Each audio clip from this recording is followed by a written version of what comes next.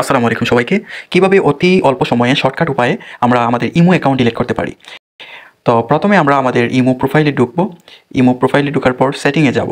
সেটিংয়ে গিয়ে এখানে দেখতে পারবেন যে ম্যানেজ ডিভাইস এবং এখানে দেখতে পারবেন অ্যাকাউন্ট সিকিউরিটি। অ্যাকাউন্ট সিকিউরিটিতে যাওয়ার পর এখানে ডিলিট অ্যাকাউন্ট দেখাবে। ডিলিট অ্যাকাউন্টে যাওয়ার পর এখানে কয়েকটি কারণ দর্শানো, অর্থাৎ কোন কারণে আপনার অ্যাকাউন্টটি ডিলিট করবেন, কোন রিজনে করবেন।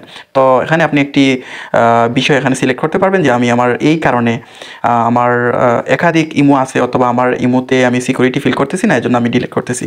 দেন রিজন অল্প কিছু লিখলেন যে আদার একটি কারণে আমি অফ করতেছি। এরপর আপনার যে অ্যাকাউন্টটি ডিলিট করবেন সেই অ্যাকাউন্টের নাম্বারটি দেবেন।